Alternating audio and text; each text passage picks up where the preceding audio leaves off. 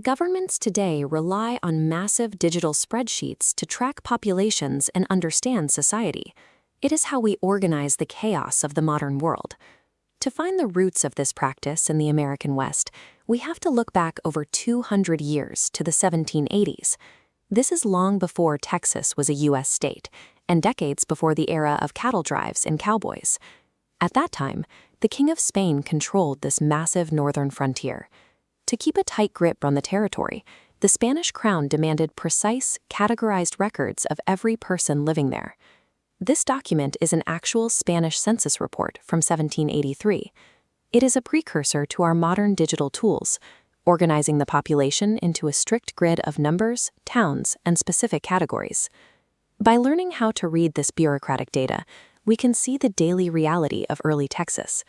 The entries across these rows document a complex society already in motion.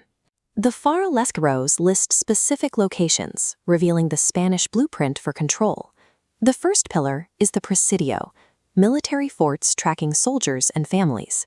Next are the missions, massive hubs designed to integrate Native Americans into the colonial system. Mission Concepcion shows what these hubs looked like to the people counted in the census. The third pillar is the town, like Nacogdoches. These civilian settlements drove the local economy and family life. The Spanish government used this three-part system of forts, missions, and towns to permanently anchor their empire in the region. This table on the lower half of the 1783 census breaks down the population by exact racial identity. This reflects the casta system, where racial mix dictated rights, jobs, and social rank. Spaniards were at the top, followed by indigenous peoples and mestizos.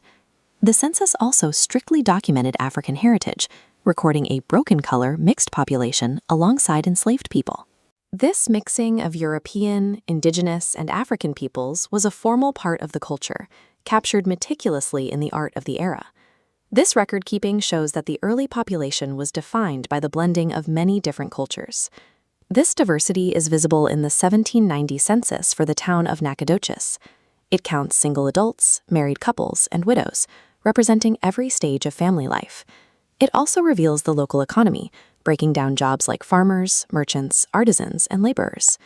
When we connect these jobs back to the casta system, we see that farmers, artisans, and laborers from entirely different racial backgrounds interacted and worked together every day to keep the town running. The presence of these professional classes proves that these were established, functioning communities long before the arrival of American settlers. Across the entire territory, the Spanish government mapped and accounted for thousands of individuals, as shown in this topographical map of the province.